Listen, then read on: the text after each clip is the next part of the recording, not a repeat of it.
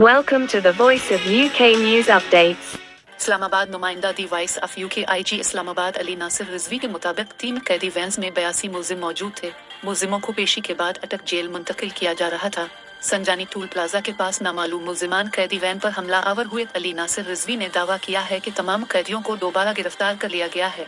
कैदियों को इस्लामाबाद मुंतकिल किया जा रहा है। हमले के बाद कुछ कैदी वैन से फरार हुए थे।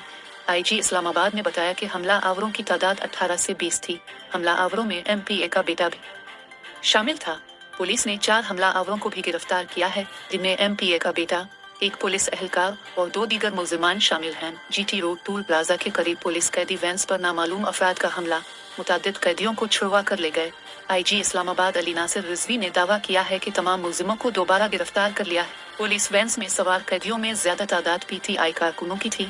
नामालूम अफराद ने पुलिस कैदी वैन्स पर फायरिंग की, शीशे भी तोड़े। हमले के बाद वैन्स में सवार मुतअद्दिद कैदी भी फरार हो गए। पुलिस जराये के मुताबिक वैन्स में अटक जेल से पेशी के लिए लाए जाने वाले कैदी सवार थे।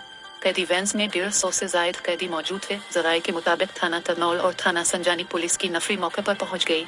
पुलिस ने फरार मुलजिमान की तलाश के लिए इलाके में सर्च ऑपरेशन शुरू कर दिया। पुलिस ने वाकया से मुताल्लिक ऐनी शाहिदीन से भी पूछगछ शुरू कर दी। पुलिस ने हमले में मुलव्वस 4 अफराद को गिरफ्तार कर लिया। जराये के मुताबिक सूबाई वजीर बहबूद आबादी का बेटा भी पुलिस ने हिरासत में ले लिया। सिविल कपड़ों में एहलकार भी तरनौल के मुजाफाती इलाकों में पहुंच गए।